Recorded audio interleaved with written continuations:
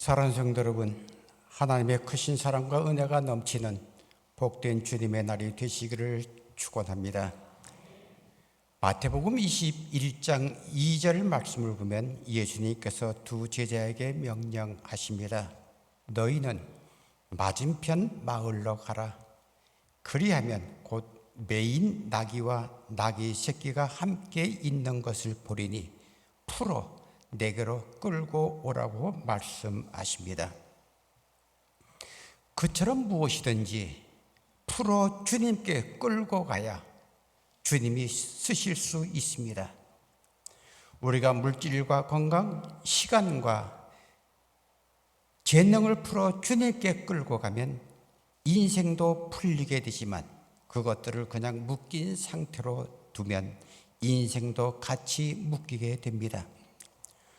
우리가 알아야 할 것은 주님께서 쓰지 않으면 내가 쓰는 것이 아니라 결국 마귀의 도구가 될 수 있다는 사실입니다. 내 시간과 재능을 주님을 위해 쓰지 않으면 사탄의 도구가 될 수 있고 내 물질과 지위와 육신도 주님을 위해 쓰지 않으면 사탄의 도구가 될 수 있습니다. 큰 것을 만들어 주님께 드리려 하지 말고 작은 것이라도 먼저 주님께 매이게 해야 합니다. 크게 받아 일하는 것이 아닙니다. 비록 보잘것없는 나귀 새끼 한 마리였지만 주님께서 쓰실 때 크게 쓰임받았던 것을 잊지 말아야 합니다. 하나님은 가만히 있고 가만히 묶여 있는 자를 쓰시지 않습니다. 주님이 쓰시겠다 할 때 제가 여기 있나이다, 저를 쓰소서라고 할 때 진짜 행복과 함께 사는 길이 열릴 줄 믿습니다. 어느 집사님의 고백입니다. 제가 이제까지 행복하게 살려고 수많은 일을 해보았는데 가장 행복한 때는 몸이 힘들 정도로 주님과 교회를 위해 헌신할 때가 가장 행복했습니다 라는 고백입니다. 이 집사님의 고백이 우리 모두의 고백이기를 기도합니다. 살면서 가장 보람된 때는 내가 하나님 앞에서 교회와 가정에서 아직도 필요한 존재구나, 쓸모가 있구나 하는 것을 발견할 때입니다. 반대로 살면서 가장 비참한 일은 나는 더 이상 필요 없는 존재라고 여겨질 때입니다. 사랑하는 성도 여러분, 어디에 가든지 당신은 소중한 사람입니다. 당신은 우리에게 꼭 필요한 사람입니다 라는 말을 듣는 복된 존재가 되시기를 주님의 이름으로 축원합니다. 사명감이란 나는 어디에 필요한 존재인가, 내가 어떻게 쓰임받는 인생을 살 것인가를 자각하는 것입니다. 그런 사명을 가지고 열심히 사는 인생이 건강한 인생입니다. 오늘 본문 말씀은 주님이 베드로에게 사명을 도전하는 말씀입니다. 주님은 본문 앞에서 베드로의 사랑을 회복시키시고 바로 이어서 사명을 주셨습니다. 그처럼 사랑의 회복은 사명의 회복으로 연결되어야 합니다. 사명이 없는 사랑은 진짜 사랑이 될 수 없고 책임감이 없는 사랑도 진짜 사랑이 될 수 없습니다. 우리는 목숨 걸고 사랑하고 목숨 걸고 사명을 수행해야 합니다. 사랑에 매이게 되면 반드시 사명에 매이게 됩니다. 주님이 베드로에게 사명을 주시면서 어떤 말씀을 하셨습니까? 본문 16절 말씀을 보면 내가 진실로 진실로 내게 이르노니 젊어서는 내가 스스로 띠띠고 원하는 곳으로 다녔거니와 늙어서는 내 팔을 벌리리니 남이 내게 띠띠우고 원치 아니하는 곳으로 데려가리라 하고 말씀하십니다. 주님은 베드로의 사명을 회복시켜주면서 베드로가 원치 아니하는 곳으로 가게 될 것이라고 말씀하십니다. 여러분, 그것이 어디입니까? 19절 말씀을 보면 이 말씀을 하시면 베드로가 어떠한 죽음으로 하나님께 영광을 돌릴 것을 가리키심이라고 말씀합니다. 이 말씀은 베드로가 원하지 않지만 가야 할 곳은 바로 십자가의 죽음의 자리였다는 말씀입니다. 그러나 뭐라고 또한 말씀하십니까? 그 죽음으로 그는 하나님께 영광을 돌리게 될 것이라고 말씀하고 있는 것입니다. 우리는 이 말씀을 통하여 무엇이 하나님께 영광을 돌리는 성공의 삶인지를 알 수 있습니다. 성공이란 주님을 위해 기쁘게 십자가를 지는 것입니다. 특별히 오늘 말씀을 보면 베드로는 이미 십자가를 지고 죽도록 계획되었음을 알 수 있습니다. 그처럼 주님은 우리의 죽는 문제까지도 철저한 계획을 가지고 계십니다. 그러므로 우리는 십자가를 지는 것을 무서워할 필요가 없습니다. 십자가란 어렵고 힘들고 두려운 것이지만 최종 승리가 약속되어 있는 것입니다. 우리가 십자가를 지지 않으면 누가 기뻐할까요? 사단입니다. 우리가 기쁘게 십자가를 지면 사단은 괴로워서 견디지를 못하고 떠날 것입니다. 왜냐하면 사단도 십자가를 지는 삶이 가장 복된 삶이라는 것을 알기 때문입니다. 그러므로 우리는 십자가의 시험 앞에서 너무 겁내지 말아야 합니다. 정신을 차리고 미리 대비만 하면 십자가의 시험은 항상 좋은 열매를 맺게 하고 사라집니다. 우리 앞에 십자가를 피하게 하는 시험이 있으면 가장 무서운 시험인 줄 알아야 합니다. 십자가를 버리면 우리의 삶이 편한 것 같지만 십자가를 버리면 육신은 편해도 영혼은 망하게 된다는 사실을 알아야 합니다. 우리가 승리하는 길은 주님의 십자가를 지는 길밖에 없습니다. 가정에서, 사회에서 내 몫에 태인 하나님의 십자가를 지면 그때부터 영혼은 살고 인생의 무거운 짐이 가볍게 느껴질 것입니다. 우리 앞에 우리는 세상 영광을 위해 사명을 버리지 말고 오히려 내 사명 때문에 시간과 물질과 명예의 손해를 볼 수 있어야 합니다. 이처럼 십자가를 기쁘게 지면 하나님은 반드시 그 헌신을 기억해 주실 것입니다.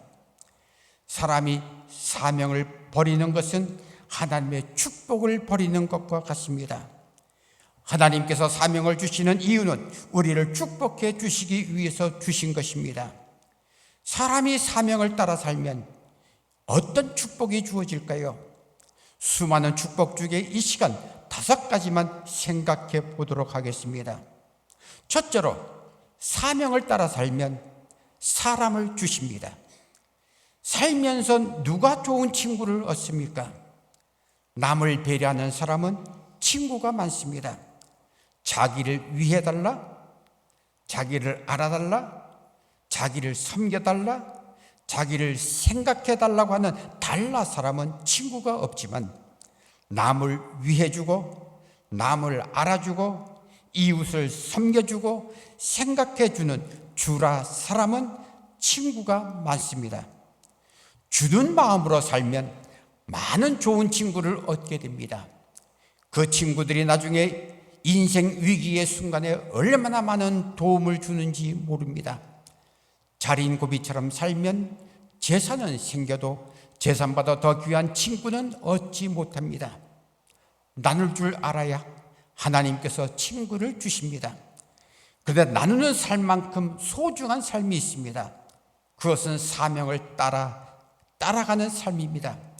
사명을 따라 살면 하나님께서 사명을 이룰 수 있는 친구를 붙여주십니다. 인복이 있다는 사람을 보십시오. 대개 보면 사명에 충실한 사람입니다. 우리가 사명에 충실하면 하나님께서 좋은 친구들을 많이 붙여주실 것입니다. 두 번째로, 사명에 따라 살면 물질을 주십니다.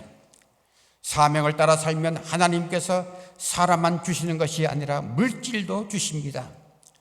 물질을 추구하며 살면 오히려 물질을 얻지 못하고, 사람을 추구하고 살면 오히려 사람을 얻지 못합니다. 그러나 사명을 따라 살면 물질도 얻고 사람도 얻게 됩니다. 선교의 사명에 힘쓰면 이상하게 물질도 주어지는 것을 보게 됩니다.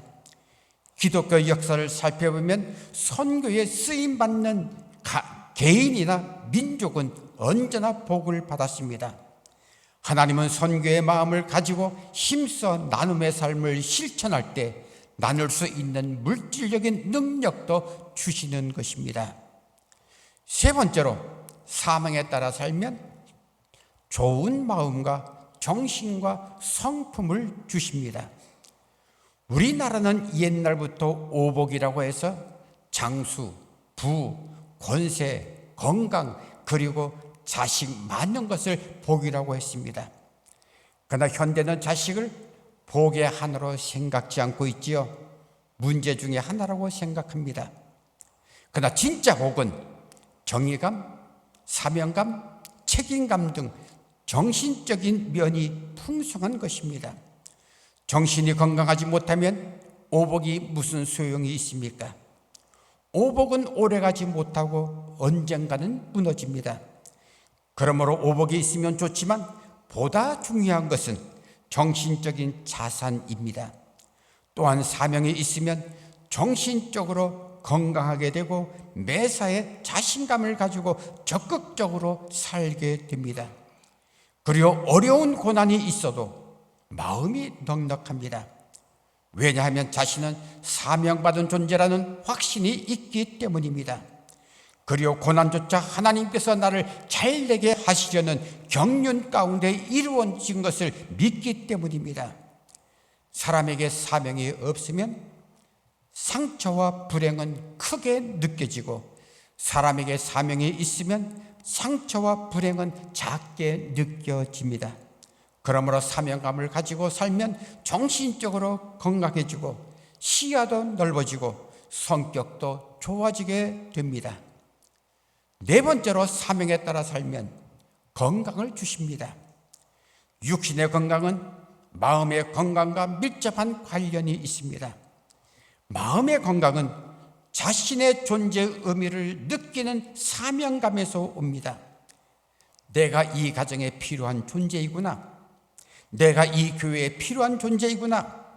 내가 하나님 앞에 필요한 존재이구나 하는 생각을 하면서 열심히 사명을 이해하려고 할 때 삶의 따분함이 사라지고 정신적인 건강과 함께 육체적인 건강도 뒤따르게 됩니다. 미국의 헤럴드 월터즈라는 배우가 있었습니다. 어느 날 몸이 안 좋아 병원에 갔더니 암에 걸렸다는 것입니다. 그것도 손도 댈 수 없을 정도로 말기라는 판정을 받았습니다. 그런 사실도 모르고 성극을 하는 성극회에서 이 월터즈에게 전화가 왔습니다. 우리가 지금 예수님의 순환극을 공연하려고 하는데 당신이 예수님의 역을 맡아줬으면 좋겠다라고 하는 이와 같은 부탁의 전화였습니다. 그는 이 전화를 받고 고민했습니다. 지금 내 몸이 정말 죽음을 앞에 두고 있는데 내가 이것을 해야 되나 말아야 되나 하고 고민을 하다가 그는 결단을 했습니다. 무대에서 죽을 각오로 내가 이 마지막이라고 생각하고 이것을 해야지, 그리고 승낙을 했습니다. 그리고 연극 마지막 장면에서 십자가를 지는 장면을 연기할 때 그의 얼굴에는 땀이 비오듯 흐르며 마치 온몸이 용광로에 들어간 것 같았는데 그때 기적적으로 그가 회복되었다고 합니다. 사람이 사명에 몰입하면 건강도 주어집니다. 사명을 붙들고 있으면 하나님께서 일할 수 있는 건강도 허락해 주시는 줄 믿으시기를 바랍니다. 사명에 따라 살면 다섯 번째로 행복을 주십니다. 사람이 행복하게 살려면 기본적으로 일이 있어야 합니다. 언젠가 리더스 다이제스트라는 책에 실린 연구 결과를 보았는데 복권 당첨으로 백만장자가 된 139명을 추적 조사해 보았더니 약 60%의 사람들이 1년 후에 다시 직장 생활을 시작했다고 하였습니다. 물론 그들은 돈을 벌기 위해서 직장 생활을 하는 것이 아니라 행복해지기 위해서라고 대답했습니다. 사람에게는 일과 사명이 있어야 행복을 느낄 수 있다는 이야기입니다. 그럼 우리는 어떤 사명을 가져야 할까요? 여러 가지 사명을 가져야 하지만 가장 소중한 것은 역시 영혼을 구원하는 사명입니다. 사랑하는 성도 여러분, 예수님께서 왜 이 세상에 오셨습니까? 죄 가운데 죽어가는 나를, 우리들의 영혼을 구원하시기 위해서 이 세상에 오셨고, 그리고 십자가를 지었습니다. 그리고 승천하시기 전 제자들에게 모든 민족을 제자로 삼아 세례를 베풀라고 명령하셨습니다. 세례를 베푼다는 것은 회개하여 구원받은 하나님의 자녀로 삼으라는 말씀입니다. 오늘 주님은 베드로에게 사명적인 삶에 대하여 강조하시기 전 무슨 말씀을 하셨습니까? 내가 나를 사랑하느냐? 물으시고는 내가 주를 사랑하는 줄 주님이 아십니다라는 이 대답을 듣고 예수님은 베드로에게 명령하십니다. 내 양을 먹이라. 내 양을 먹이라. 그리고 하나님의 사명의 메인 삶을 살라고 하였습니다. 내가 진실로 진실로 내게 이르노니 내가 젊어서는 스스로 띠뛰고 원하는 곳으로 다녔거니와 늙어서는 내 팔을 벌리리니 남이 내게 띠띠우고 원하지 않는 것으로 데려가라고 말씀하십니다. 그러면서 뭐라고 말씀하십니까? 나를 따르라. 나를 따르라고 말씀하십니다. 무슨 뜻일까요? 양을 먹이는 일을 최대의 사명으로 알라는 말씀입니다. 여러분, 복음 전파는 선택사항이 아니라 필수사항이고 우리들에게 있어서 가장 중요한 사명인 줄 믿으시기 바랍니다. 내가 은혜를 받았으면 보다 많은 사람이 은혜를 받게 힘써야 진짜 은혜 받은 사람의 삶의 모습인 것입니다. 내가 은혜를 받았다고 하면서도 이 은혜를 이웃과 함께 나누지 못한다고 한다면 그는 은혜 받은 사람이라고 말씀드릴 수 없는 것입니다. 그러므로 우리의 삶은, 모든 삶은 복음 전파에 초점이 맞추어져야 합니다.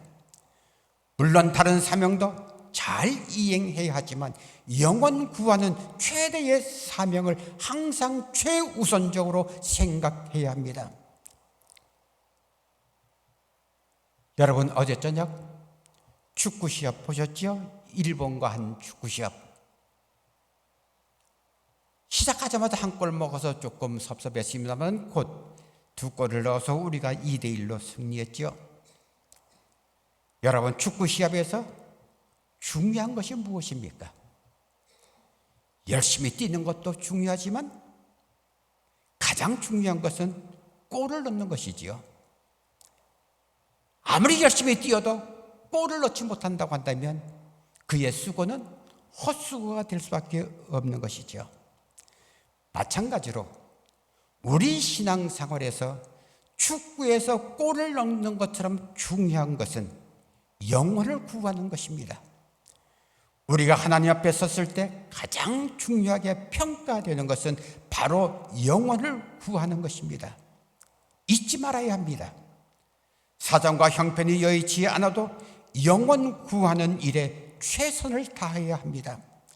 사도 바울은 디모데에게 너는 말씀을 전파하라. 때를 얻든지 못 얻든지 항상 힘쓰라고 디모데후서 4장 2절에서 권하고 있습니다.